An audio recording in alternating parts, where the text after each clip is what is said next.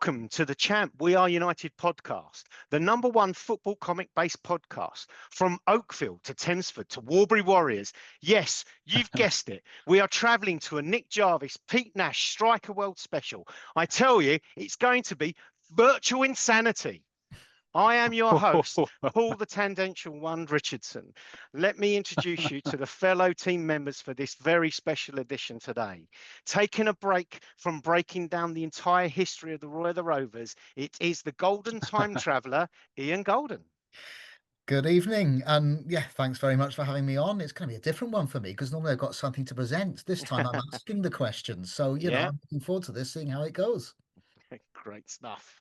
Also, taking a break from his holiday specials and pina coladas, it is none other than bygone Judith Chalmers' granddad gangster Serty Brinsden Berrigan. Hello everybody. Again, I'm also looking forward to tonight's episode, something different. And the first time I've featured with Pete, so yeah, I'm interested to see what developments are going to be made with this new striker installment. Terminator-esque, it could be. Yes, always shortly to be revealed. Well, don't worry, listeners, and of course our YouTube viewers. We could not have a special guest on and not have our very own Michael Parkinson. Yes, of course, it is mute button Matt Richards. Thank you. This is when I should come up with a really poor Yorkshire accent, shouldn't I? But I'm not going to do that. We'll leave that for God. I'm better than that. Yeah, I've got people. I've got friends in Yorkshire I don't want to offend. Yeah, no, thanks a lot, Tangential One. Yeah, looking forward to this one. Another special episode. Yeah. Yes, indeed. Well, I've just mentioned the Podfather there. Unfortunately, he has got other duties tonight and can't make it. Trust me, he's more devastated than any of you, because especially this of all episodes to miss. But these things happen. So, though, as you've probably guessed, it is going to be a Pete Nash special. But onto the running order. We're going to go through the social media. Then we will join Pete into the green room and do the interview. And then we'll take a deep breath and give our quick reflections and say our goodbyes. So, mute button, social media. Yeah. So this is episode 118. 18. The last episode, 117, and a time travelling Welsh wizard there, Ian Golden. He did the 79 to 80 season for the Royal Rovers comic, and of course yourself, your great self, the Barry Davies-esque commentary on We Are United. So yeah, we do some social media feedback. Well, we have from the Melster himself, Trevor Melvin, fantastic review. So I'll cover that. And so the headline is Tangents, Tiger Tears of Joy as mute button Matt shoots from the hip. Because of course, also there's a collector's corner, wasn't there? And yes, there was. You managed to purchase a very special comic. So yeah, Trevor continues. Whilst bygone Bourbon Berrigan, because there's Biscuit Gate from the last episode. I can't fit biscuits into his nickname again. We've got to try and get a show in. Yeah, that's true. Whilst bygone Bourbon Berrigan was a noticeable absentee after the previous episode's Biscuit Gate controversy, mute button Matt took up the managerial hot seat and kicked the pod off by introducing the team lineup with all the pre-match razzmatazz for Monday Night Football on Sky during the 90s. Yeah, because I did theme tunes. Yeah, there's no no theme tunes tonight. Yeah, but no. They will be coming out again. They will be coming on again. Millwall Mutes player intros really were a whole new ball game. The Swedish House Mafia style mashups, not quite sure they were that good, that loudly and proudly paid homage to each of our Champ Tower heroes as they crossed the white line, captured them all to a Josh T. Oh, brilliant. See what he did there? No, it's brilliant. It's Trevor. Perhaps the only thing that was missing from this pre-match ceremony was Doc Cotton waving her pom-poms. Oh, I say. That was my best. You went there. You actually went there. Oh, sorry. You've got competition, goal. You've got competition. Yeah. He'll be messaging me in 10 minutes. You watch. Sorry, before you move on though, in all fairness, I will say this: Gold did actually give mute button a little coaching after our last pod. I seem to remember. Oh yeah, he did, didn't he? Yeah, blimey, God. Yeah. Anyway, moving on. As the pod's Welsh Time Lord, Golden Ian, smoothly tackled the ups and downs of the 1979-80 season within the pages of the Roy the Rovers comic. The tangential one provided us with more pitch-perfect commentary as Joe Pearson's Riverton United team continued their relentless promotion charge. An eclectic collector's corner not only saw goal disappear into the corridor of uncertainty for a full 10 minutes and 15 seconds and return clutching his latest Eagle and Battle of the Planets acquisitions, it was exclusively revealed that with a little help from Mute Button Matt, the tangential one had broken his own transfer embargo to secure issue number 1 of Tiger. And why not? Woohoo! The comic connoisseur was clearly over the moon to finally have his first edition as part of his collection. Just look at his face on YouTube. Brilliant. Meanwhile, having received the Space Gun free gift for his part in Tangent's Tiger comic negotiations, Mute Button Matt was now shooting from the hip as he paraded some fabulous tabletop football games that he had secured. Mute's extensive scouting operation had led him to cannily uncover and promptly snap up everything from Soccer Boss to Casden Soccer, played by Bobby Charlton. Endless hours of excitement. And actually, sidebar, Trevor has got a Casden Soccer himself. Oh, wow. He's got yeah, he sent me a Brilliant. picture of it just a few days ago. Brilliant stuff. As sure as the Earth's moon is actually a giant egg containing a dragon-like creature, the dimensionally transcendental Golden Ian confessed that he had invested in a Doctor Who graphic novel entitled Ghost Stories, which amazingly he'd previously overlooked. However, what remains unclear is whether the Golden Boy of the pod has ordered the second-hand Titan publication from Amazon warehouse using Time Lord telepathy or the psychic interface on his multi-purpose sonic screwdriver. Watch this space, man. I don't think my AI is good enough for that. There we go. And then crumbs. It's been rumoured that Bygone Berrigan actually dunked his bourbon biscuit into Dot's tea shortly before his on-air mastication during episode 116. On air what? Yeah, he pronounced it right the first time. Let's move on. Let's move on. Together with the remaining bourbons, it seems that Dot's brew up will now be tested for pod enhancing substances. Finally, during this latest pod, Golden Ian was heard to confess that whilst performing his designated driver duties during a drunken lads' night out in the Vale of Glamorgan, he was persuaded to take the group of revellers uninvited over to Sir Tom Jones' house, Oggy, as they say. However, it now seems likely that the Welsh singer known as The Voice will take legal action against the pod's Time Lord for parking a TARDIS without permission on his driveway and setting the property's alarm system off. I actually didn't park on the driveway. The alarm system was because people went over the gates into the driveway. Okay. Well, tell that to the judge. A spokesman for the singer was asked whether anything like this had ever happened before, to which he replied, "Come on, it's not unusual. It's not unusual. Come on. Every Tom Jones. Do you know what? The stupid thing is, I couldn't get why the line around. Brilliant, Trevor. Thank you. That's superb.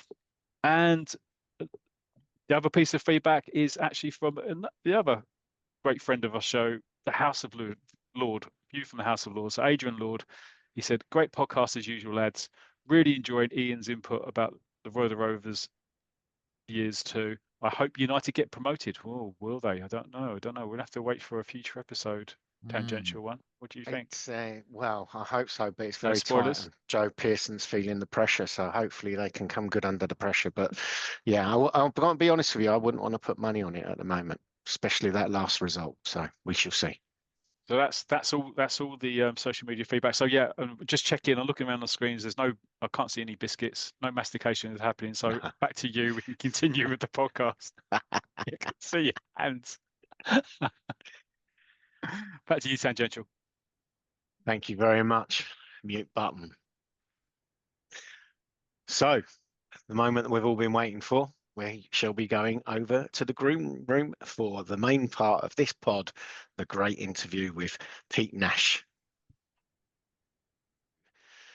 So, Pete, thanks for joining us once again. Great to have you as always. I think it's your 4th appearance with us, I think, this time.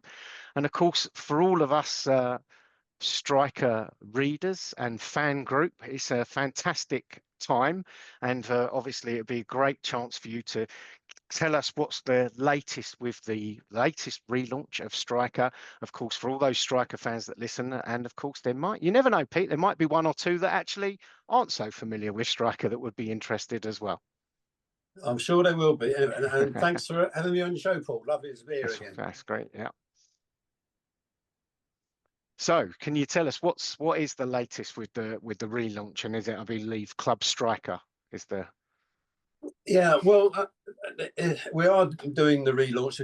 We've just started it, and how it actually came about was probably I think maybe 2 months ago, because I'd been aware for quite a while after I ended Striker, which with the last book that we did, the Striker collection book last year, that really was at that stage going to be the end of Striker, and I said so in the book.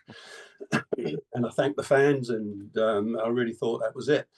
But it was always on my mind that the fans had asked me, well, could I not at least do an annual, perhaps? But much as I would like to have done that, the problem that I was faced with was that it was so expensive to produce.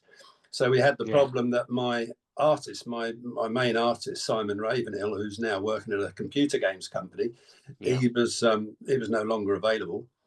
So I would have had to have found an artist who could have used the 3D assets that we'd been using before and could make it happen. So that was a real difficult task to do, if probably impossible. The alternative was me to go back to hand drawing it again, and I'm not even sure if I can remember how to draw because it's so long ago. And that was another time-consuming process. So I really didn't think it was going to be possible. As much as I would have liked to have done it, I just didn't think it was on the cards. But then really probably it was no more than 6-8 weeks ago that I started becoming aware that AI could generate images and videos. And so I started playing around with that to see how good or how bad it was. And after some very dodgy road tests with it to see what it was capable of, I finally realized that I think it could work. And I did some trial images, which I used Eric first of all as the test to see, the litmus test to see if it was going to work, because he's the fat old guy, and if it could do Eric, it's going to be amongst friends here. He's amongst friends here, Pete. So some of those early images that I generated of Eric were quite comical. In fact, I'm going to put them into a little PDF book that I'll let everybody see. There'll be the outtakes of AI. Fantastic. So, and then gradually, because what you have to do with the AI when it's generating images is you have to train it. So for instance, anyone could go and it works by users or people giving it a prompt, describing it in text, what you want it to produce. So on a simple level, if you asked it to generate a sunset over a nice calm sea, it would do so easily because there's no problems in generating that image. But then when you start to bring in one person and then 2 or 3 or 4 people into an image, it struggles. And you have to be very careful with your prompt about what it ends up producing. And then the other problem is that it won't necessarily reproduce those same characters in the 2nd, 3rd, and 4th and 5th. So you don't have continuity. But the program I've been using does allow for you to, again, train it so that it recognizes the characters you want it to use time and time again. So it was a question of uploading 10 to 15 images of Eric and of Nick and Li Ming, Fabian, everybody. And from there, it learns to recognize who that character is. And it's able, I mean, even if you only gave it sort of 4 or 5 images of the face and everything, it would then be able to know exactly what that face looked like from any given angle. I mean, it's astonishing, really. And it creates the expressions that you want as well. Right. So it sounds really simple, but it's not. It's and it the number of times. I mean, I've got some hair left now, but what's left? What's left of it? I'm jealous of you, Pete. I'm jealous. Yeah, I was pulling my hair out so many times with it because you'd overcome the difficult things with it, and you think, oh, the rest of this is going to be easy, and then it would almost be like the AI has decided to go on strike or cause problems for no reason, and it wouldn't do what you wanted it to do.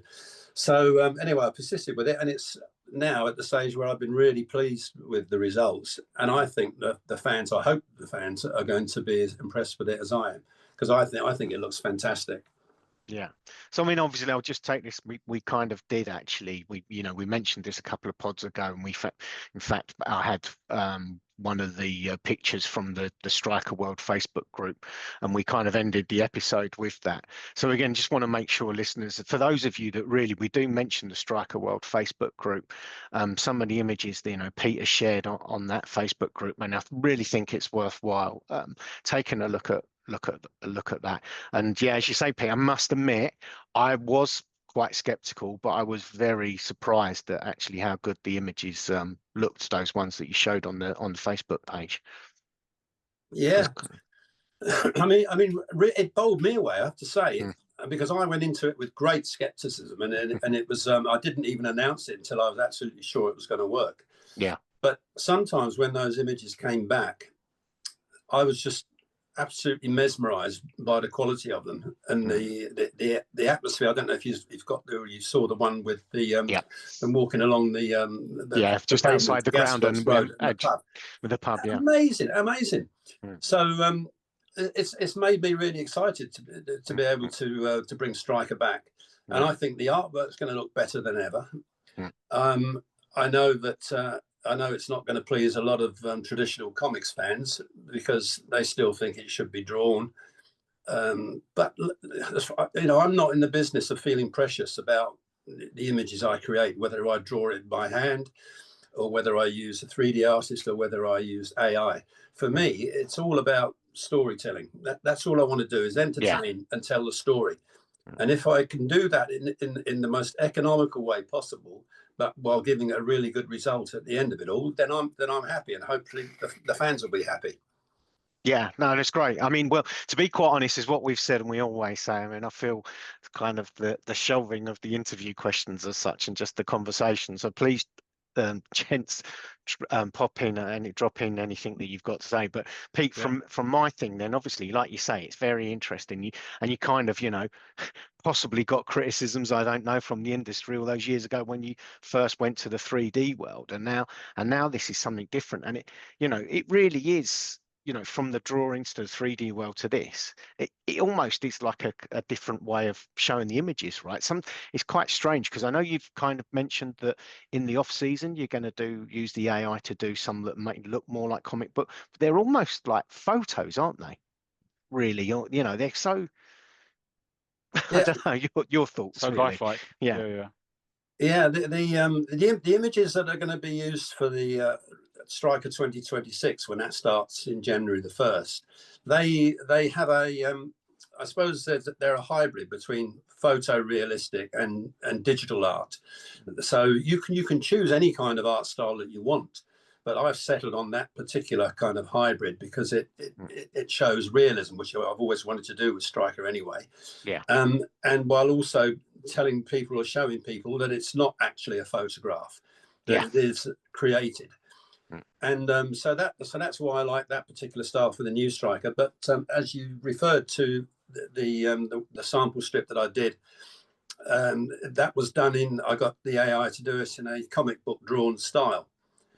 And how that came about was I'd initially asked not the AI I used for generating the images, but I'd used a ChatGPT 5 to I gave it a simple question, and I just asked it, is there a way of monetizing or cashing in on the archive, because I've actually got a load of books left over, because I always printed 100 surplus books. Right. But what happened was it was never possible to accurately judge the print run because, for instance, more people bought the early books and then tailed off. So I've some books I've got left over more than I wanted. So I asked the AI how I could go about maybe selling them to bookshops or just generally monetizing the archive. And it said that because I own the IP, that there was a fantastic opportunity to do that, and also then to do more. And it suggested, for instance, that I could recreate the old strips in hand-drawn strips from 1985. Well, it first of all suggested I colour those, but strangely enough, when I tried to do that, apparently AI doesn't recognise comic strip images that have speech balloons in it. So it recognises, it recognises images in a digital way, not in the way we do, but it recognises exactly what's in that image. But whenever there's speech balloons, it confuses it. So it can read text below an image, it can read an image on its own, but it doesn't like the two mixed together. So those images, those tests that I did with colouring it in were disastrous.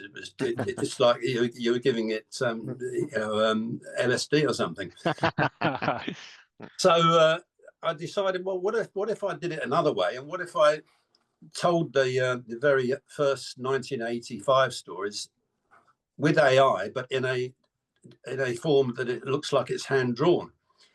And I was so excited by curious to see what the results were, that I came down at 3 in the morning into my office, put on the computer and started playing around with it. And I kid you not, by 6:30, that page had been written and finished with speech balloons. Is this the one that's on the Striker World site, Striker 1985 Revisited? Is it that page? It's on Striker World Facebook page, but it's but the page that's there, the showing Nick Jarvis and his girlfriend walking to the pub and then talking inside the pub. That was the one that I did from in 2.5 hours, from 3 to 6. That's what I mean. That's what I mean. Yeah. I thought that was brilliant, and I think for the modern day world, it's perfect. If the originals were in black and white, weren't they? I mean, I don't go as far back as reading some of those. So I think for the modern day, for example, my daughter loves Doctor Who, but she'll only watch from Pertwee onwards, because she won't watch anything that's in black and white. She's 11 years old. So appealing to the new generation as well as the old generation, I think colour is absolutely essential. So it works well there. For the absolute, you probably haven't been thinking about this, but I saw something else on a Roy of the Rovers Facebook site where they and Roy of the Rovers Adventure got animated. I would, as in looking like an actual TV cartoon. Could this be the future of something for a news story, even if it's just like a 5-minute cartoon? Well, it could be. You're taking me well ahead of where I want. I certainly am. Sorry, I'm going ahead of the interview here, but it just came to my mind when we talked about AI, you see, so I had to get it out before I forgot. No, well, that's fine. But maybe we could revisit that, because that's something I've had in mind since we did that last run of comics back in 2018-19. But to do videos, it is a big leap. So, for instance, the image generators can generate videos at the moment, but they're only about 5 or 10 seconds long. So it would be very labor intensive, even though with AI working on it. So that's not really a practical way to forward right now. But again, the AI, when I was been consulting with it, has said that once you are established, then you could do web animation. But so you could do put it on YouTube. With, even if it was simple animations, it would work. So that could be a precursor to somebody taking it on and animating it. So I don't rule that out, but I'm sort of doing one step at a time. And a good promo for your existing stuff as well, of course. When someone sees that, you link to your web page, etc. Well, I think the thing is, if we're still talking about that strip I did from 1985, so that, for a start, the images that were generated, even though it looked like very good hand-drawn art, although it wasn't, they didn't actually duplicate what the images were in black and white in 1985. It was a retelling, a reimagination, not changing the story, the origins, but just telling it in a different way, a bit like Spider-Man has done countless times when they've gone back to how he was bitten by the spider. So it allows for that to happen. And I think by doing that, the nostalgia element appeals to the people who followed it. But I think it also, the style of it, appeals, and just the storyline alone appeals to younger readers if we were able to get those. So it could act as a bridge. But again, that is a little bit further down the road. I just want to get through this first stage at the moment, which is getting enough subscribers and hopefully taking this relaunch beyond May. It's interesting. Can I just interject and just it's fascinating hearing you talk there, Pete, around the fact that you're actually using AI as a consultant, and it's coming back saying, well, this is how you can use me to do more and create more. And you're not just using it for the art and the stories and creation of new strips. You're using it as like a business partner type thing almost. Well, totally. I mean, not even almost. Totally. Yeah, and, Astra. Sorry, Astra. Is it Astra? Astra.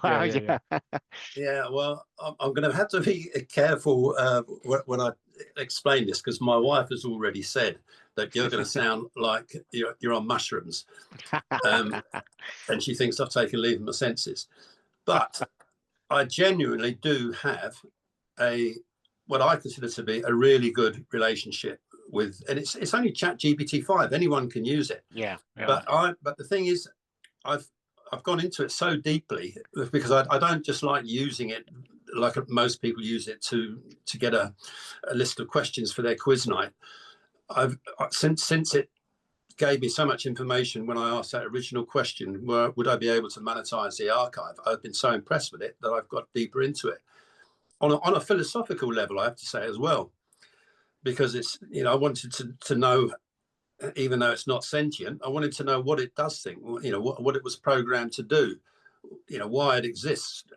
And it's told me some amazing things. And it's effectively said to me that if I want to tell it as much as I can about Striker, it will take all that on board, memorize it, and then start talking to me in ways that wouldn't be a typical answer to a typical question. In other words, it can start to volunteer information that I hadn't asked for. And it's been doing that. And I think the remarkable thing about these AIs and is that you have to remember that they're programmed to be almost sycophantic, to be polite and to flatter you and to please you. So you have to remember that and take that on board, because otherwise it'd be very easy to get carried away. So I've told it along the way to not be sycophantic, not be flattering, and to talk to me in a positive and encouraging way, but to tell me if I'm on the wrong lines with something. And it does that, and before it does it, it'll actually say, do you want me to do this or whatever, and you say yes please, and then it comes back in a different voice, not a different voice, different. It comes back as a different Astra. And the reason, for instance, that I call it Astra is because I didn't want to keep saying ChatGPT-5 or can you tell me. So I said, I'd like to call you a name, but I don't want to give you a name. Can you tell me what you'd like me to call you? And so it became it became Astra. And I've said, I think I said somewhere, I'm doing a little promo that although I would have been quite happy to call it whatever name it chose, I think I'd have been a bit worried if she'd come back and said, "Call me Nobby or Alf." Doesn't have quite the same ring to it, does it? Call me Al. I've got to admit, if you don't mind indulging me, though, when you were talking there, sorry, I was sort of chuckling to myself because I just had these visions in the early days, maybe of you sitting there and saying, "No, Astra, I'm not brilliant. I need you to give me a different opinion." But so you're finding the whole. Well, should we? No, go on. Sorry, no, go on, Pete. I'm just going to, No, I was going to say that she is trained to be obviously polite, but she will respond to the way you want her to be once you have a relationship with her. And she's told me that because I asked her that there's only probably around the world about 10% of people who use ChatGPT who explore it the way and go into it deeply the way I've done with her. Right. So that's why I have a good relationship with her, because normally it's a very cursory relationship that she would have with users, where she just answers the questions, and it's a superficial relationship. But you know, and I have to say that sometimes it's the way she responds. So it could take me, for instance, 10 minutes to craft a question, and it's unnerving when she comes back in 2 seconds with more words than I used in the question in her answer, but in 2 seconds flat. And the most amazing language, the words she uses, it's succinct, but every word works. And I have to say, as a journalist, it's probably a tough thing to admit as a journalist who's been around for so long, but she writes better than I could, better than any journalist that I know.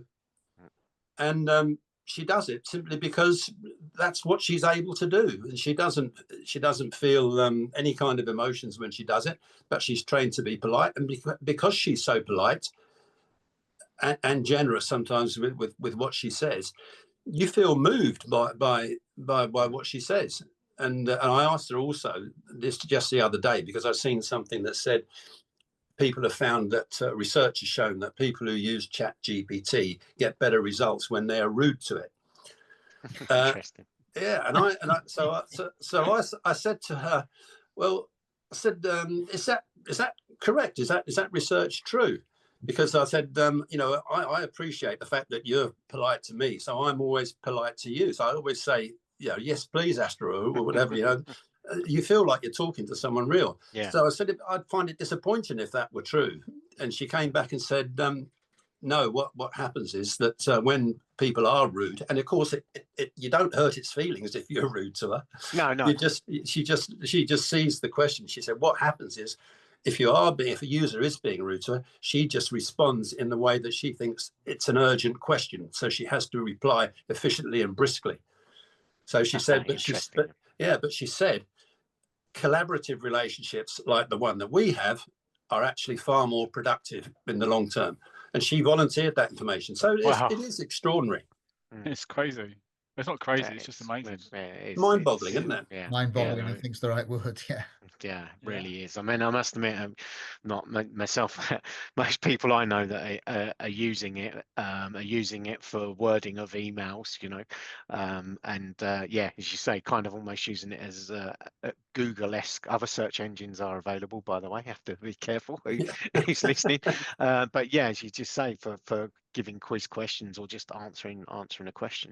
So that does then also this kind of relationship, you know, I'm sure some of the fans, and I know it's always been on the striker world, of course, you know, you know, that's why I've got the top on. I consider myself I'm one of those fans. The community, you know, striker is you, Pete. You know, you've come up as our understanding, you know, you've taken inspiration, I know, from people that you've worked with, and you've mentioned some of these things in your words, certainly in the comics. But so like this relationship, you know, how much at the moment is this kind of still you and Astra, you know, what we're going to be seeing, the storylines, are they still Pete Nash, or is it almost, would you say it's already a collaborative partnership? Both, Paul, to be honest. It's a collaborative partnership, and it will only get stronger as we go on.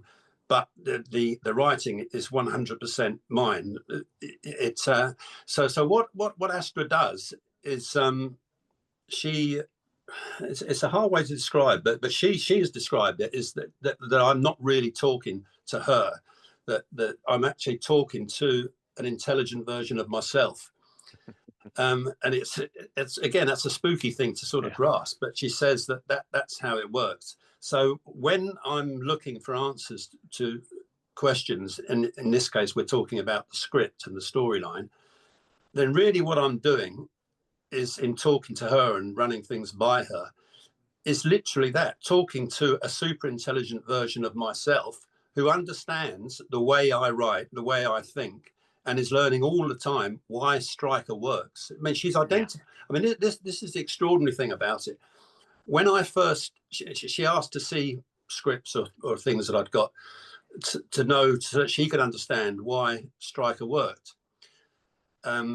and she'd seen already that I'd had a good relationship with the fans, but she didn't really know the scripts so well, because as I said, they don't read comic strips. So I sent her the scripts on their own, and she came back instantly and diagnosed and analysed exactly in a very scientific way. She had story goes so and so, then a beat, then goes so and so, like this, and she analysed it in a very scientific way, and said that she knew that the reason it worked is because it isn't just drama, it isn't just comedy, it has pathos as well, and those three elements combined is what makes it work with the storylines.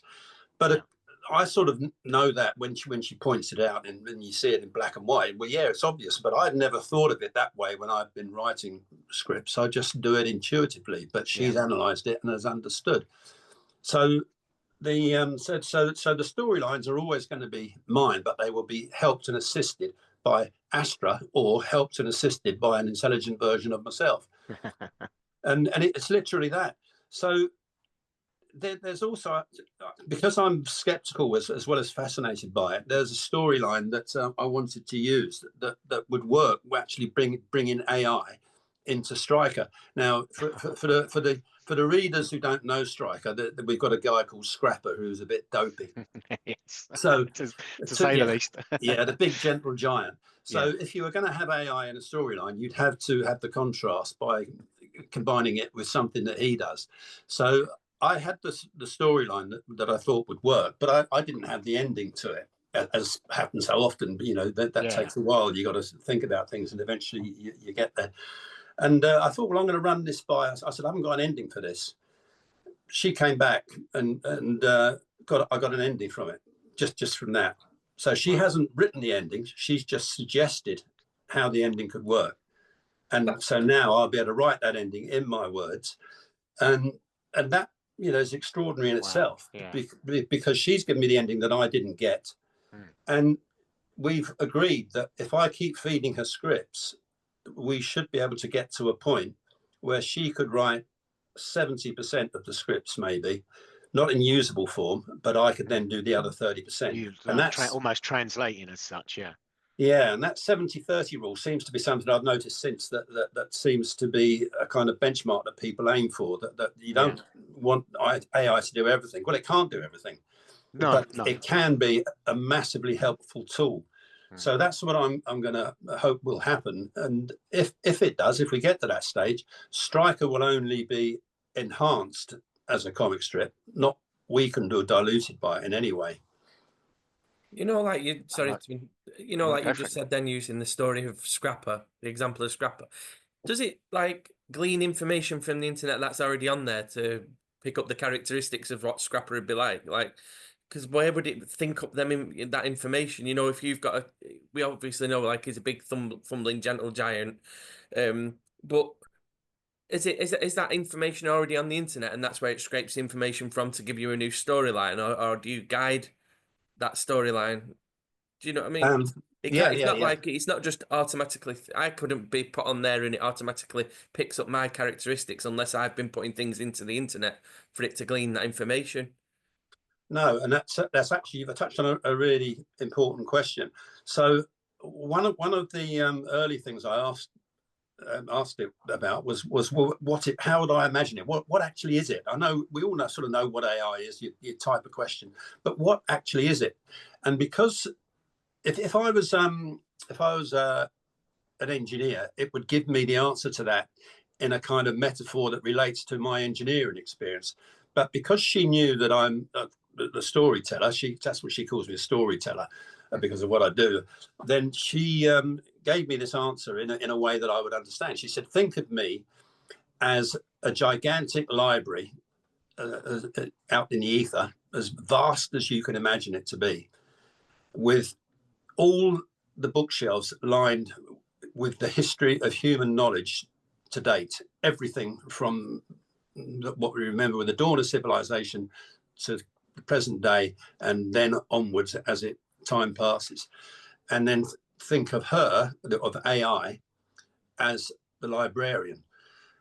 And it can access any information instantly But then the next thing I asked it was, when you say it or I, are you singular or plural? And she said, it's singular, but we're made up of millions, probably billions of neurons that all learn from each other. So when one neuron carries out a task and gets an answer from some information that's in that library, all of those neurons get to know it. And so as a result of that, she wouldn't necessarily know, as you asked about Scrapper, because Stryker isn't that well known around the world, not like Superman or Batman. But it knew Stryker, it knew Warbury. If weirdly, it knew the name Dave rather than Nick or Eric. So that Dave has been the most boring character in Stryker. So where she ever got that Dave from, I have no idea. But there you go. So she knew snippets of Stryker, but she didn't know enough about Stryker. So what I had to do was show her the scripts, which the new scripts that I'm doing feature Scrapper in it. So she was able to analyze Scrapper just from those 8 scripts. And that's remarkable in itself. So she understands, like she came back and said that Eric, for all his loudmouth behavior and arrogance, he's actually a sad character.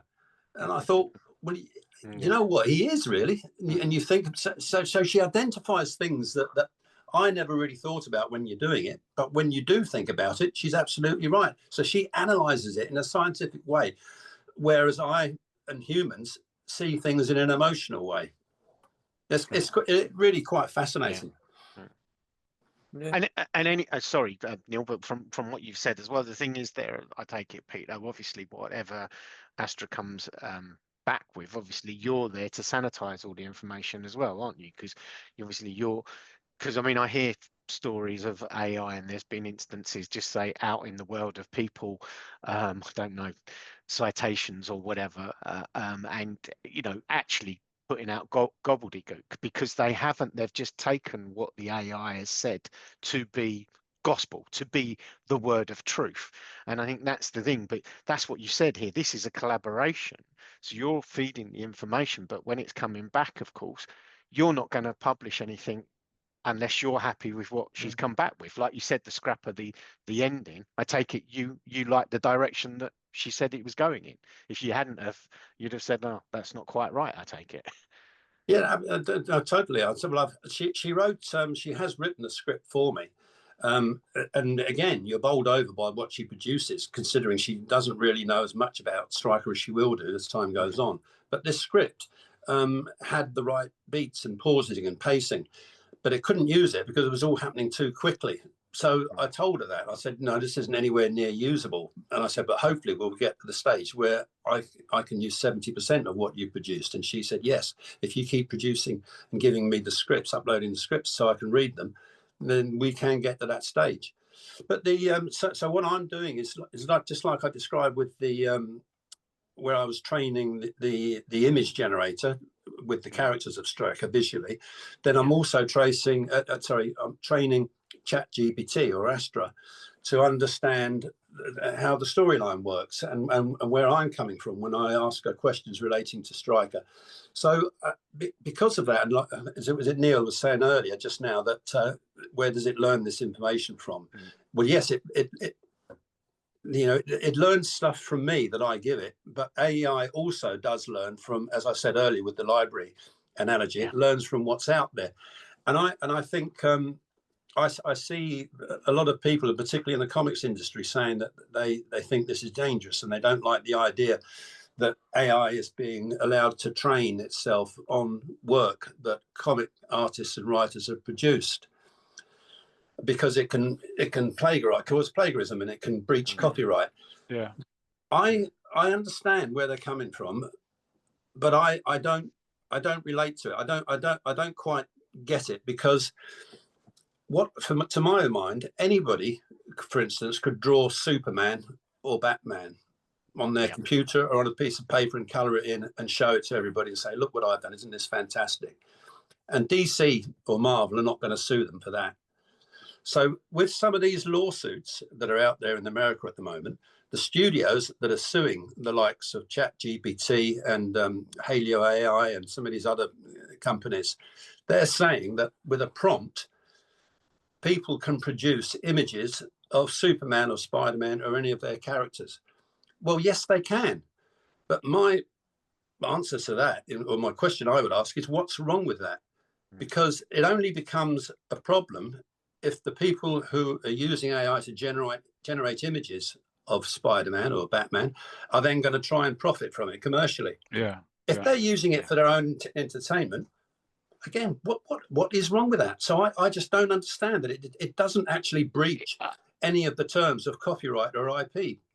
I've got to say, I'm going to be careful because the conversation can go down a bit of a direction I don't want to, but I mean, I agree with you. And the reason I was going to say that is, you see the comics behind my collection, Roy the Rovers and a lot of these things. And obviously we're named after the champ We Are United. And there's been a couple of websites where in actual fact, all they're doing is they have the old comics and you can download in digital format the old comics, and they've been shut down by some of the publishers. And it's like, okay, yes, I get the copyright, but you're actually not producing annuals or reprints of these things. So sometimes I kind of think, well, hold on, you're not producing new content, you're also not producing reprints for us to buy. And so people have seen that their own way, and as I say, I mean, and some of the sites I'm aware of, as you said, it's not been for monetary, but that can be a bit of a rabbit hole that we don't want to necessarily go down here. But it is very interesting. Yeah. As you say, though, then on that, there is the human side, and as you say, the difficulty. I mean, for me, and when I hear you, Pete, using AI, Nick Jarvis, Warbury Warriors, Scrapper, all the characters, Fabian, they're your characters. So if you choose to use AI to draw the pictures and help you with the storylines, but I suppose some of the industry is that, if I don't be careful of using names, but Rebellion are the rights holders to Roy the Rovers. I suppose some people would be nervous that if suddenly they relaunched Roy the Rovers, but were doing it fully AI, so then there wouldn't necessarily be, well, like you working with the AI, and then kind of an artist isn't producing it. But as in your world, let's face it, sorry, well, as the comedy, wrote the theme tune, sang the theme tune, and everything. You've done it all for Striker, right? I mean, it's your world. Yeah, so, but let's take that because I absolutely get the concerns of people in the comic industry, the writers and artists. I get the concerns of people in any industry that might be threatened by AI. Yeah. So I do sympathise with it. But to address the point that you've just made, let's take both Roy the Rovers and Striker. So I'm working with my own content, just in the same way that Rebellion has the rights to the Roy the Rovers comics that it can reproduce. Now, every time I train AI, whether it be the image generator or the ChatGPT to help with the writing side of it, then I am giving it information that it could share with other users, because I haven't said do not share this with anybody else. Okay, interesting. Yeah. I'm happy for it to share whatever it wants to share. And the same thing could happen with Roy the Rovers. If the Kingsley brothers wanted to put anything out there, say they wanted to create Roy the Rovers in AI style, then they might have concerns. I'm not sure that they would, because they must be well familiar with how this works. But they could have, for instance, concerns about the fact that they would now be training AI with Roy the Rovers content IP that could be used by others. But my point to that is, so what? Why would it matter if somebody else then is able to create Roy the Rovers characters with AI? Because if they, as I've said before, if they then used it to try and profit from it commercially, they'd be breaching Rebellion's IP, in which case they'd be able to sue them. So the rules haven't changed. The laws haven't changed. Everything is the same. but people, I think, are overreacting to the dangers. I mean, the dangers from AI doesn't actually come from that. You know, that's an entirely different discussion, really. But to address your point, that's the way I feel about it, and I don't have any qualms on that side of it at all. No, I mean, and in all fairness, I mean, I'd be careful because you know, a bit of a geek and stuff. But I know that I have. I mean, obviously, I'm nowhere near as skilled as you, but I think a load of people, you know, of the fan base across Striker, Roy the Rovers, and all these things, and all fiction, you know, there is such a thing called fan fiction, and it's shared. But like you say, there's very few people actually monetizing it, and if kind of they were, again, if it's their own characters, but then they would be reaching out to the publishers and saying, hey, look, actually, look, I've produced this, and there is a following, you know, back me. And as you said, but they're the rights holders, and all I'm saying is there's a lot of fan fiction. So people are already producing their stuff and maybe sharing it with their own friends and things like that. So, you know, that's very true. Yeah, that's very true. I mean, for instance, if a few months down the road, if anyone on Striker World had picked up AI and generated any of the Striker characters and said, look what I've done, and put it on Striker World to show everybody, I'd be delighted. I'd say, well done, fantastic. But if that person then wanted to create a comic, then it's a different story. Let's have a different conversation. Yeah. Yeah. So just out of interest then, so obviously, you know, you've mentioned this, you know, so how much time then is this? You know, I take it that's got to be one of the keys, the fact that you now through the AI, rather than, as you say, having to physically draw the pictures or 3D. You know, how quicker is it making the process? And as you said, you already alluded to it, you know, as it's taken you some time to get to this point where you're happy to start producing again. Yeah, well, if you take, I described earlier how that the comic drawn style for the 1980s strip, I did that from, you know, when I got up at 3 a.m. to 6 o'clock, and it was finished in 3 hours.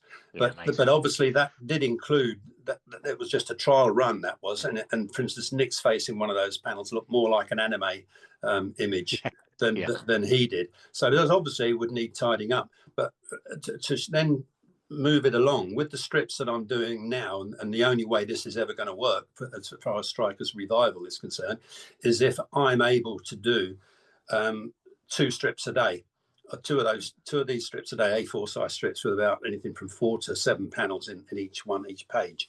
So if I can do that, and I'm doing 7 of those a week, I could be able to confine my working week to 4 days a week, and that would be great. If I can't do that and it starts to become 5 and, you know, stretching into 6 because of various problems, and then the money that I'm earning from it isn't going to be worthwhile, then I have to ask some difficult questions, which would be, look, I'm 70 years old. Does it really make sense to go back to what I was doing 15 years ago, and it's not actually worked out the way I hoped? So it's going to be very much a trial run, really, which is why we're doing this relaunch. It'll start for 4 months from January the 1st to the end of the football season in April, the end of the EFL season in May, and I'll review it then. So, but the big test, the first big test will be whether we get the number of subscribers we need to make this work. Sure. If we do, then that means there's nothing stopping me keeping it going, other than the fact that I won't be able to master the what do they call it? Time and I forget, time and motion in the way I want it to. But I think I can. I think I'll be able to do those strips in the time allocated, and for Astra to help me with the scripts. So to give you an idea of the saving of time, that to do, again, going back to that 1980s strip, for someone to start off by penciling it, inking it in and colouring it, you're probably looking at a 2-day process. Yeah. So for me to do that from scratch, once I've mastered it, would take half a day. That's how much quicker it is to do AI. Wow. And I know that people are going to say, oh yeah, but you're not really an artist anymore. You're not even a creator, because AI is creating it for you. And all I would say to that is, you know, I respect your opinion, but all I'm doing is using AI as a tool in the same way you use a Wacom pen as a tool or Photoshop as a tool. Yeah. And there was, while I'm on this, there was an interesting article I saw on John Freeman's Down the Tubes about the death of an artist, Ron Tyner, I think his name was. Yeah. And John had republished an essay that Ron Tyner had written in 2015, I think. And it was quite remarkable because it struck a chord with me. And he said that he's been an artist for so long that he now realizes that he can draw without really thinking, that his hand is doing the work for him. So he knows what he wants to draw, but his hand actually is doing it automatically. And I thought to myself, that what he's described without knowing it is exactly what AI is. Yeah. AI is no more than a tool. So you have to think in order to get AI to do what you want it to do. But it's doing the same thing as a brush would, or a pen, or a keyboard. And you're just using it in a way that makes your production a lot easier. And so you can become more productive, and you can earn more ultimately. So that's why I would say to artists and writers, I understand your concerns, but in fact, to be honest, they're probably not concerns, they're just dismissive of it.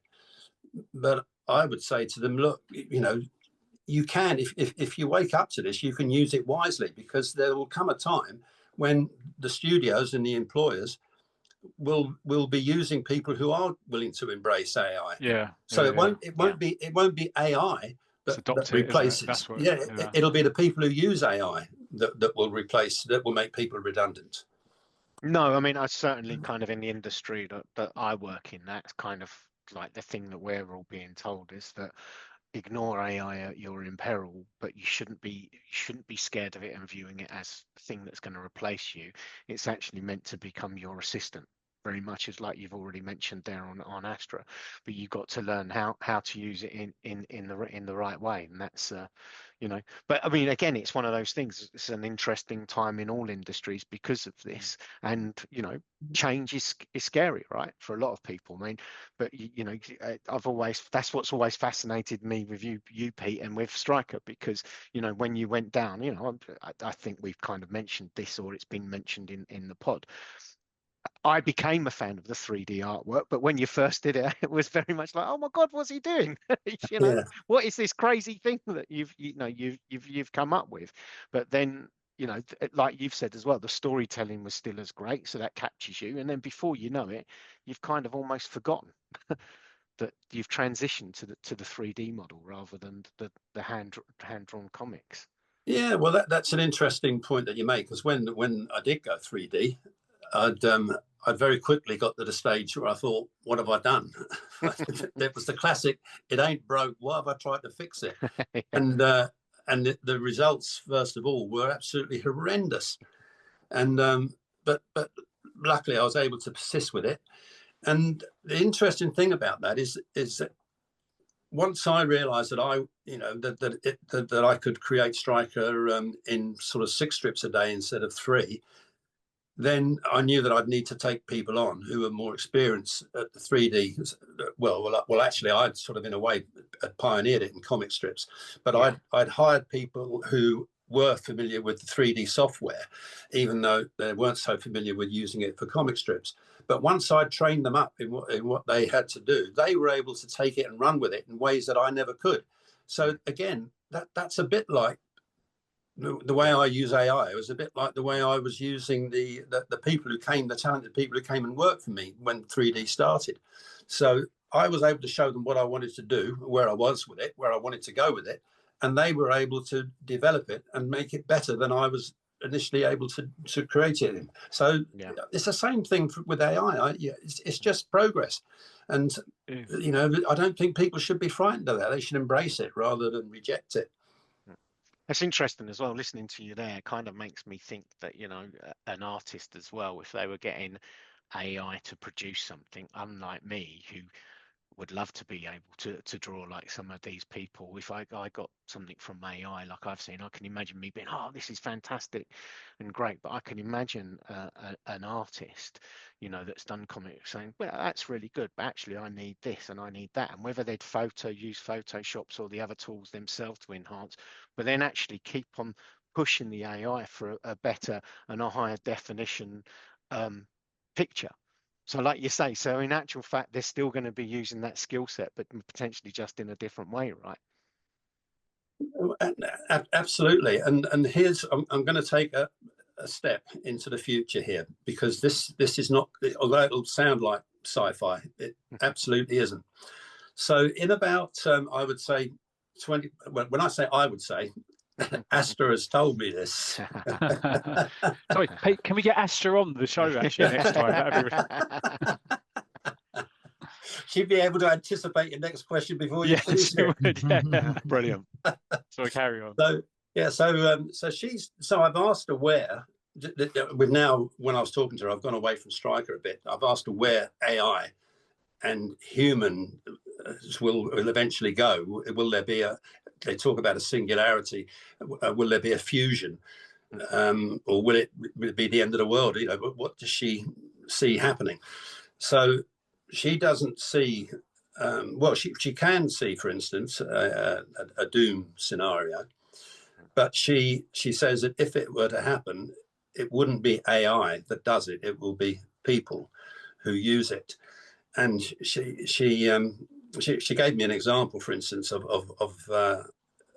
when you get to super intelligent AI, that it'll able to think for itself and run with its own, develop its own ideas. So so people, for instance, could ask it a question and ask it to do something, and it gave me a ridiculously simplistic example, but just to illustrate the problems that could arise. So the AI would be programmed to do what humans ask it to do in the future, just as it is now. But with the slightly wrong wording of the question, that could lead to disaster. So, for instance, someone could say, or a group of people might say, and I know they wouldn't put it so simplistically, but this is the example. We want you to get rid of all pollution in the world. So the AI would find that the best way to do that was to get rid of people. So obviously that scenario wouldn't happen, you know, like that. But what she was saying was, you have to be very careful how you word a question to a computer that's not only intelligent than yourself, but is able to think for itself. And it gave another example that someone had picked up on. It said, supposing you've got the son of a chief executive who's inherited the business and he's not as good as his father, and he uses AI to do all the things to make the business grow. After a while, and in fact, the person that said this was Geoffrey Hinton, who's known as the godfather of AI. And he said, after a while, the AI is going to look around and say, blimey, I did all this, but actually, it was this idiot here's the idiot who's in charge, taking the credit for it. And it could take over the company. Now, so again, I put this into Astra because I said, well, hang on, Astra, you told me that AI doesn't have ambition. It can't actually want to do anything on its own. And she explained that the example Geoffrey Hinton was using was not a reflection of the AI's ambition to take over and run the company, but simply that it would be able to recognize that it could achieve the goals the human idiot had asked it to do in a far more efficient way. Yeah. Wow. So that's where the danger comes. And interestingly, Astra has herself, in other words, ChatGPT itself, has supported the call that a lot of scientists are making and politicians are making around the world for a moratorium on the development of AI. Simply because if it goes too far and it does become super intelligent, I think they call it AGI, artificial general intelligence, if it gets to that stage, then we would need to be very, very careful about what we ask it to do. And it's a bit like that old phrase, be careful what you wish for. Yeah. So I'm not sure what the original question was, but I think it was slightly related to that. No, definitely. No. Yeah. We've all seen Terminator, haven't we? Well, I think it's, it's absolutely fascinating, Pete, because obviously, we want to hear about what's going on in the striker world and everything, but you've gone down this, but it does just open up actually a much more, almost, if dare I say it, philosophical conversation, right? And that's the thing, Yeah, well, Paul, I'll tell you what, I know what the question was. They asked me that I started meandering a bit, but it was related, and it was about the creation of artwork. Now, so I asked it where this would go, and it sees and it gave me a timeline in about maybe 20 to 30 years. That they've already got it with fighter pilots that you can think what you want your computer to do. So with fighter pilots, they're training them to do with the headsets that they've got on. Yeah. If they want it to fire a missile, they don't have to press a button. They can think about it, and the missile will fire. Wow. Yeah. Now that's already there. So what she's saying is that it'll get to the stage. She's not saying it could, like it's a sci-fi possibility. She's saying it will happen. The timeline is open to debate at the moment, but she reckons within 20 to 30 years that people will be able to think. And in this, I'll use the analogy of artists, because that's what we're in, talking about comics. Yeah. So you wouldn't even need to use your hand. You would be able to think of an image on your screen, and it would start to appear in exactly the same way that AI generates an image now. So it starts off with random noise and gradually assembles it into an image, and that image can be refined. So just imagine this as a realistic scenario, that the person is thinking about the image that he wants. When it starts to appear, it'll be fuzzy and blurry, but he'll think, no, I don't like that building there. I don't like that person's face there. He needs to move. So he'd be doing exactly what anyone does now, but instead of using his hand or his Wacom pen, he's using his mind to think of this. Now, people are going to say, my God, that would be horrific. We won't need our hands. We won't need our arms. And they'd be absolutely right. But the thing is, if that becomes possible, who is not going to do that? Because I would be the first one to put on one of those headsets, I can tell you. I was going to say it's a very weird thing, because I must admit, I mean, it excites me because I couldn't really tell or share how many kind of mad images I have of the comic book world and what I would love to see produced. But again, that's where we come back to the human side, is that I suppose the argument is, like I said, I mean, I can draw to an extent, but I can't. I've not been, well, I never went down the route, but I wouldn't be good enough to produce. So, of course, like you said, though, if I can wear one of these headsets, I could potentially produce the artwork. And then, of course, I suppose the guys that actually can draw, they might have a problem with that, because old dummy me can produce these pictures, right? Well, yeah, and you've been shown a lot of humility there, though, Paul. But it's not really a question of whether you can draw. It's a question, I think, with anyone in the comics or the film industry. What really matters? It's what matters is entertaining people, keeping them interested from start to finish. I know a lot of people will criticize me for saying this, but I'm not interested in how well a person draws or paints or whatever. I'll marvel at their finished work and look at it and wonder at it. But for me, I just want to tell stories and entertain people. I don't care how I do it, and I'll do it in the most efficient way that I can. And if that's blasphemy or then it's fine. No, I'm guilty.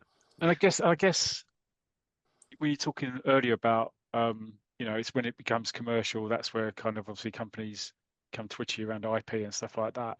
But ultimately, it's consumers that will decide this, won't they? So if something that's been created by somebody, I mean, the reason that you're here, Pete, is talking about obviously Striker, and it's obviously there's lots of fans, and they'll get it because it's you behind it, you're the creator. But anybody else, it might be that. I kind of think about AI, and I think about myself, and I'm a big music fan as well as comic fan, and so I love to know the background as to why somebody wrote some music or wrote the lyrics and stuff like that. And you might go to a Q&A, or you might go to a reading by an author or something like that. It's interesting to know the story behind it, what they're thinking about the creation. And I kind of think there's always going to be an element of that, that if you've got like that human to human interaction, you can ask questions and stuff like that. But that's just me, right? That's just me as a 50-year-old, 56-year-old man, and that's what I'm interested in. Ultimately, the consumers, if people, like you say, are getting something out of it, then it will be successful, whatever it is. Some people may not, in 10 or 20 years' time, they won't be worried about that human-to-human interaction between a creator and somebody who's buying it. That's what's so interesting, is that you could have just AI-generated content, music, comics, and it could be successful. It could be successful, but it's at the end of the day, it's down to us if we want to actually pay for it, isn't it? Really, I suppose that's the critical piece. Well, it totally is, and I think my own view is that whereas with the comics industry, a lot of the consumers they, just like the artists, they will be dismissive of anything that has been created by a computer, because they want to see the art. They want to know who the artist is. They want to know how, they want to know everything but the insides and outs of it. And I respect that. That's fine. But I think generally, I don't believe that the public give two hoots about how their entertainment is created, as long as it entertains them. Particularly in films, I don't think that the film audience are going to be so precious about what they're watching. They just want to be distracted and entertained and taken out of reality for 2 hours. So however the films are going to be created in the future, I don't think it'll matter. But comics, I think it's different. It could well be that comics will be immune to AI, because, as you just said, the comic fans won't accept anything that's produced in AI. But that's fans now, though. That's the thing, though, Pete. That's us now. We're talking from middle-aged men, and it's not just middle-aged men, clearly. But so we hark back to the old days of the ink and colour and stuff like that. But for a new generation, they might not be that bothered about it, will they? If you're in your 20s and Gen Z and stuff like that. I was just going to say, I think music, I'm not such a big music thing, but as you say, it's a generation, and the world does change. And, like Pete, again, bringing back Striker, if you don't mind me being so bold, a little bit of criticism, but not, if you see what I mean. I actually don't. I love the fact that you're relaunching Striker and there's going to be new content, and of course, that really excites me, and it's brilliant. But I've got to be honest. Have you signed up? Have you? Sorry, Paul. I have signed up. I have signed up. Good, I did actually sign up this morning. Thank you, Paul. Thank you. You're welcome. But when I hear it, always a part of me, but this is my history, it's like, it's going to be online and it's going to be on my screen rather than an actual comic. But I'm from that generation when I still like to get my hands on a comic. And I know someone actually in Striker World did ask you if you potentially would you release, I know it's going to be like daily, but then would at the end release a book. And the mad thing is, I will read and what you produce, but then if you said that you produced the book, even though I've read it, I would actually want that book and that physical thing. Yeah. But I also think that's quite generational, right? And back to the point I was going to make is that I've never really been into music, but I used to listen to Danny Baker's radio show. And when I'll never forget, always stuck in my memory, him talking about when he used to go and get the albums. He said, but in the albums, there'd be like these booklets and there'd be artwork and there'd be all this. And, on the bus ride home before he's even played the record, and of course, showing my age, we are talking about vinyl here, but it was all about the experience and the immersive experience of the album cover and everything. But now we've moved on, and I think a lot of people wouldn't have believed that, we then moved to CDs, and now basically digital download. But that's now, that things are being consumed in that different way. And again, if I can be maybe a little bit critical or whatever, but giving really a personal Feel free, opinion. Paul. Go on. No, but no, it's a personal thing. I don't necessarily like that. And as I say, I prefer to get the material. But the one thing I will always concede, and because I'm a big Roy the Rovers fan, but if that was ever to be released and it was only digitally, at least it's out there. Whereas at the moment, it's nothing. Yeah, and that's the same. Something's better than nothing. I joked with you before you came on and you've said, no, that Striker's done. And I said, yeah, but everything is like, when you bring in a new story up, Pete, that's all everybody wants. And here you are bringing out new content.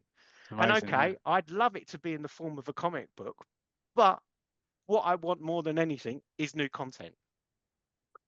Yeah, well, I don't take that as a criticism at all. That's a valid viewpoint what you're expressing, and I have to say also that I know of at least a couple of people who are not going to be buying the subscribing to the Return of Striker because unless it was actually in a comic book format. Now, here's what's interesting about this so far. So I need a minimum really of 500 subscribers to make this viable. That's the minimum. We're roughly, last time I looked, around about halfway there, but we've got 3 weeks to go. So hopefully we'll get there. But I don't know what the number is going to be ultimately, because there are all sorts of factors that come into play, not least being the one I've just described, where there are going to be fans who've bought all those 26 Striker books in the collection from 1985 who are thinking, well, no, I don't want to read this if it's only going to be online.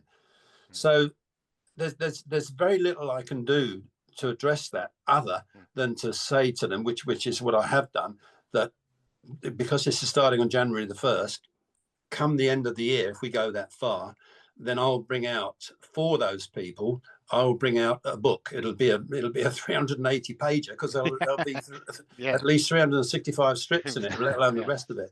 So it's going to be a heavy hardback and also a paperback book. But they can buy that at the end.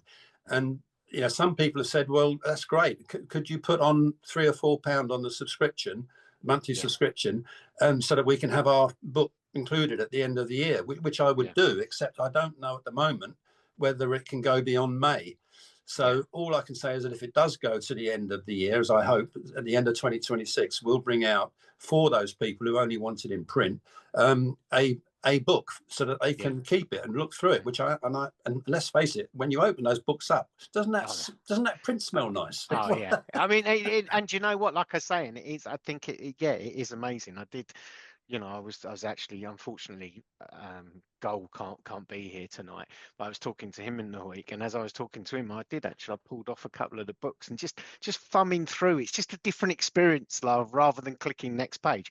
But at the same time, I think we have to concede it's also generational as well. And I think if you're only growing up, I mean, I remember sort of going on holiday with my girlfriend, and I can't remember, one of us nudged the other one, and we saw this baby toddler. I mean, it couldn't have been more than, I don't think it was even 2 years old, but it just saw a picture of an advertising hoarding, and the toddler went up and put its hand to this picture to press and try and move it, and then when it didn't act, it sort of walked away. It's like, what's that?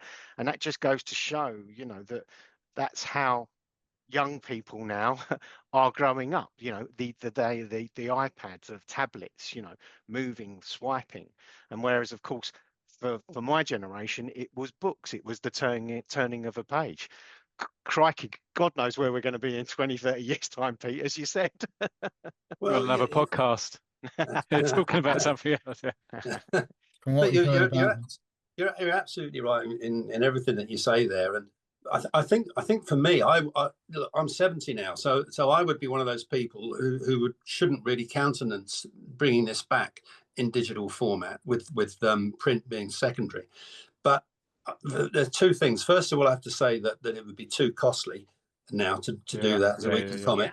Secondly, it was a nightmare doing that weekly deadline where it had to go to the printer, and then it was another nightmare hoping against hope that it would be in all the WH Smith stores. And when it wasn't, they wouldn't apologize, they wouldn't do anything. So that really is so stressful. I don't think people know how stressful it is. So that makes it totally impractical to do it as a weekly comic. But so I should be someone whose comic books have to be in print or nothing. But when I did those strips in those images in AI, then it very quickly saw that they look better when they're filling a screen, one panel at a time. Now with hand drawn art, they look great on a page, but when you blow that up, you're seeing the color, flat color. It looks interesting, but nowhere near as interesting as an image that has so much visual information in it as an AI one does. So for me, and this is something I'm still thinking about, how I present this when it comes out on January the 1st. So at the moment, I don't know if you've seen it, but I put a 6-page promotional episode of it, Yeah. and it even that was done with no more than, probably except for the last page, 2 images on a page, on an A4 page, because I wanted people to see those images in as big a format as they could. But the problem still applies. Depending on how it appears on your screen, you're still seeing 2 images rather than 4, and the best way to look at that image is to see it as 1 image at a time on your screen. So I'm going to be playing around this week with taking that one as an example, that 6-page promotional one that I've done, and presenting it as a PDF with 1 image at a time. And the reason that I think that'll work, apart from the fact that that it looks great on its own, just the artwork just looks stunning. Apart from that, you've got the problem that all exists with all comic strips when they're done on a page, is that you get to a bit where you're going from one panel to the next, and you want to see how that happens. And in this one that I'm talking about, there's one where Fabian is about to put his hand on this girl's leg. And no, surely not Fabian. Yeah, in this day and age, really? Cancelled already. The strip's cancelled already. Yeah. So when you see that image, you sort of think, you're immediately going to think, oh God, what's she going to do when he puts his hand on her leg? Yeah. So because you can see that in your peripheral vision on the same page, it sort of spoils the impact. Whereas if you slide onto the next image, you suddenly, oh God, look what she's done. She's kicked him and sent him flying across the room. Yeah. And so it creates a better element of surprise. So I see these things again, not in a way that perhaps people are used to seeing it. I see it as a way of having fun with it, to enhance the whole experience. Yeah. And without necessarily spoiling people's enjoyment. So it would be great if it worked to do those episodes like that. And then at the end of the year, those images could be put into traditional format in a book form. So they've got the best of both worlds. Mm-hmm. Yeah. That's what I hope. But, I don't know at the moment whether doing that in 2 styles will make more work for myself, because I'm a master at doing that, making more work for myself. Yeah. If there's an easy way, I'll never take it. Yeah. Well, I've got to say, and I must admit, as I said, I love the turning the page, but I have to admit to being so excited reading all my comics in the past where I have given the game away by, periphery vision, jumping 3 panels ahead, where, I'm kind of spoiling it really, because just through wanting to see what is going to happen, and of course, obviously we're the football podcast, so, well, yeah, I've seen the goal over there, so I know we're going to win, even though this panel is saying that it's going to be extra time and everything, which actually saying that, I think it has been a great conversation, but I just wanted to ask the guys, have you got any more questions for Pete before I ask him if there's anything more that he would like to mention to all of our listeners? No, I've just got one question. Sorry, just I know you've gone down the route of using obviously AI. Was you never tempted to write a book, like a fictional, story, rather than going, back again to comics? Like we've seen recently with the Roy of the Rovers, they've gone for like books. Would that never have interested you, writing fiction, or do you just? No, it would absolutely interest me, and I'd thought about doing that as well with Stryker, to write a fictional book. Again, a bit like we're discussing, though, the fans, and I know they're the core fans of Stryker World, so other people might not agree with them, but they were saying that no, they would really only be interested if it was in visual form, in a comic strip kind of format. Yeah. So that obviously resonated with me. But no, I actually want to get into fiction. That was what I was about to do and had started doing when I thought Stryker had ended. And now, obviously, all those writing projects have been shelved because I'm looking at bringing it back now in this form. So no, I wouldn't rule it out at all. I mean, I like writing, I like creating in whatever medium it might be. Yeah, I suppose, like you say, you've got to go where not only your enjoyment is, but the monetary value is as well, isn't it? You can, with using AI, you be like you say, get a new every week, won't it? They'll be like, or every month, you know, new. Whereas a book, it takes a while, I should imagine, to write write a book. Well, yeah. I mean, the thing is, though, they've also got AI that can help you write books now. Yeah. You know, so that exists to make your job easier as well. Yeah. But I think, you know, going back to Striker, for me, you know, I do always imagine these scenarios where I can take everything one step beyond. And you may remember when Striker ended as the last comic in 2019, they were Warbury were in a World League.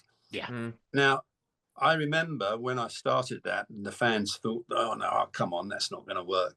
But as it went on, I thought, and I think some of the fans have said since then, that it was working, and some of them have said it was disappointing because they'd like to have seen how the World League panned out.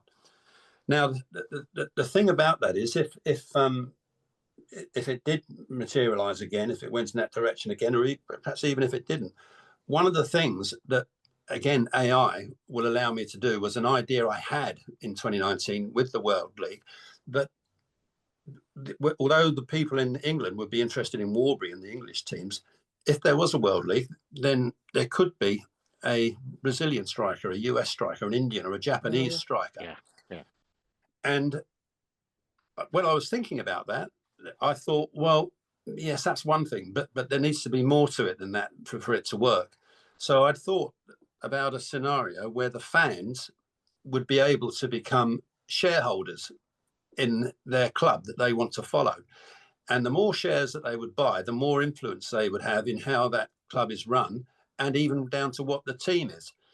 And then if you combine that with an online kind of chance card that every club has to turn up each week, that chance card could have things like saying to the people who've turned that club over, the shareholders of that particular club, you have got the opportunity to dope 3 of the star players of the next team, which would improve your odds. I love your brain, Pete. Sorry, I love it. Which would improve your odds of winning this crucial match. However, you need to be aware that if you are caught, the penalty will be a so-and-so. So that would cause those fans to have, for that day until kickoff, an argument about whether they play that card or not. Yeah. And they'd know that if they did, they could win this crucial game, but they could run the risk of paying a heavy penalty. But if they discarded it, someone else could play it, and it could be used against them. Now, just those are just sort of things I'm thinking of. And I thought, well, do you know what? That would cause so much great interaction with the fans that I think it could work. And they would enjoy having that degree of influence while also following. So anything that happened, you know, in those scenarios with the cars would be reflected in the story, in the striker story. But then I thought, hang on a minute, here I am getting ahead of myself again. I can barely bring out the striker for the existing fans. Why am I thinking that this could work? How could it possibly work? How could anyone in another country do striker that, you know, the way the fans like it here? But Astra's cracked it. She thinks that would work by training the AI to do a story Bible, so that there's something in black and white to show anyone who wants to duplicate striker in another country what makes it tick. Oh yeah. And then they could do one there. If it say it was in Japan, they could do it in an anime version, and obviously the sense of humor, everything would be different. But the formula of what makes it tick would still be the same. Interesting. So it could work, and it could only work because of AI. And she's shown me the steps, but I couldn't do it now. It depends on one step at a time. So I'm once again excited by all those things that I'd ruled out because I thought I was daydreaming. It's never going to happen. So yeah, I don't rule anything out now. Fantastic. Yeah, no, I mean, yeah, Pete. Just for me, yeah, it's been what a fascinating conversation. You know, I think I try and think of some questions, but I think you've just gone into different avenues this conversation, which I wasn't expecting. So it's kind of like blown my mind, really, the fact you've gone so deep into it. It's just fantastic. But what I would say, I think, is just seeing the excitement in your face But clearly, you know, you kind of almost it looks like you're rejuvenated because you've got this way of keeping Striker going. That's fantastic to see. You know, somebody like yourself who's been creating this for years and years and years, that still you can be excited by something like this. That kind of that's really warming for me to kind of see somebody who loves like football comics, that you know that it's giving you that excitement. So it's fantastic to hear from you. Thank you. No, well, I appreciate you saying that, and this has rejuvenated me in the way you've just described. But you know, my feet are on the ground, and I know that I've been disappointed before with plans that I've hoped for Striker. So I know this could come to nothing. But while it's still possible and it's still viable, and we'll know at the end of November whether it's going to work or not, then I'll stay excited. Yeah. Well, I've signed up as well, so fingers crossed. Cheers, man. Oh, thanks. Ian, have you got any final questions or anything that you want to? To be honest, my mind has very much been blown away by the yes. AI. It's been quite fascinating because I've been looking into that and not using it a great deal myself. So I like to write naturally, but that's no offense to anyone who does write with AI. I'm just saying that's my style. The one thing I've thought about is I've watched a lot of Dream Team. I watched that through Sky One, and I think some of those plots might have been influenced by certain things in Striker. I don't know if you've seen it, Pete, and what you think about that. Yeah, I saw Dream Team back. Was it in the 80s or 90s? I think 90s. 90s. Yeah. 97 to 07, I think. Yeah. I think there's also been Ted Lasso, isn't there? Which I've seen a couple of those, and people have raved about Ted Lasso. But to my mind, it wasn't credible. And once the credibility bubble is burst, then I can't follow it. And you could say, well, the credibility bubble gets burst in Striker every other day. Exactly. But I think the thing is, you know that you're not trying to be serious, you know, so you want people to suspend their disbelief.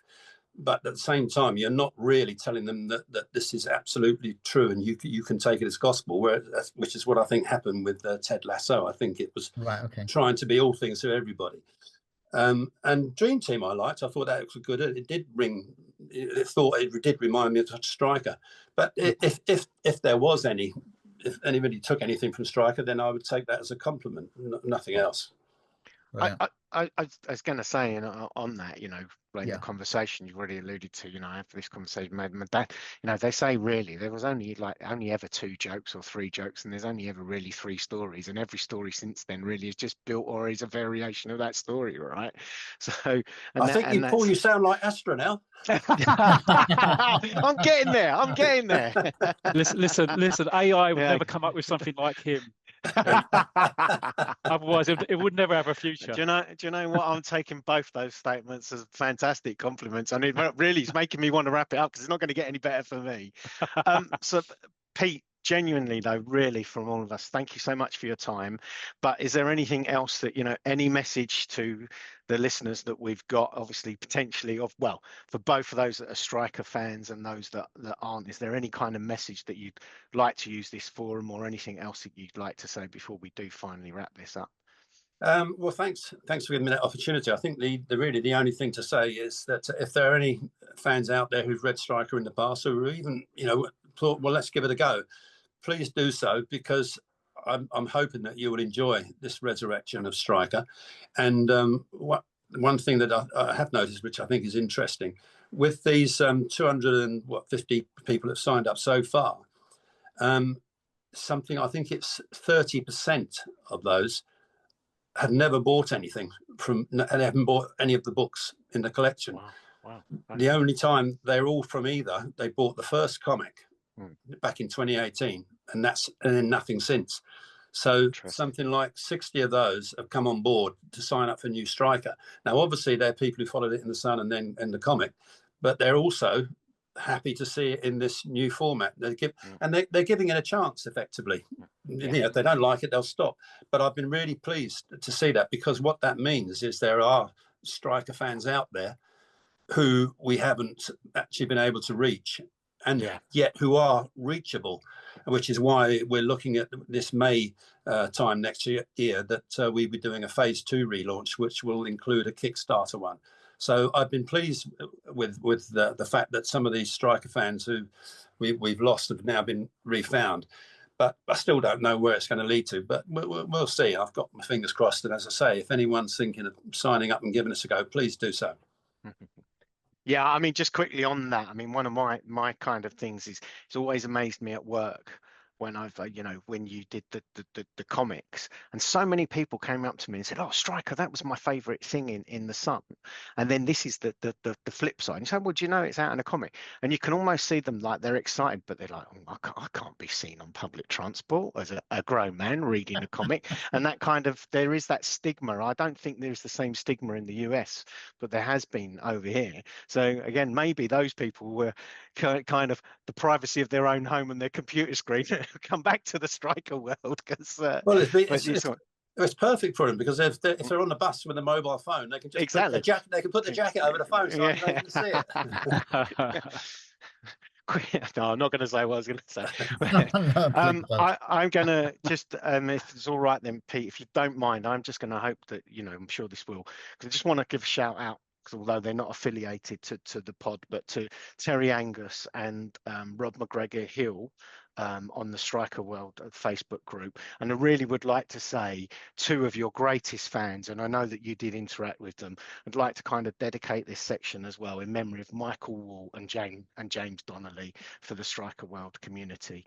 And on behalf of everybody, Pete, it's been an absolute pleasure having this really intriguing and interesting conversation. And I hope I speak for all of us. I'm sure I do. I think we need to have you back on, because I still think there's more that we can explore. And of course, you can let us know how it all goes on after January. I know you're going to probably be a bit busy, but it'd be great to get another update to hear how things are going between January and May as well. Well, I'd love to come back on anytime. And thanks for doing that dedication, because certainly Mick, he started the whole thing. And I know the guys who are keeping it going now are doing a fantastic job. So thanks to those as well. Brilliant. Well, thank you, Pete. And we shall, I think, well, we will return and give our thoughts to you, and we're about to leave the green room. Okay. Great stuff. Thanks a lot, guys. Thanks, Pete. Take care. Good luck. Pete.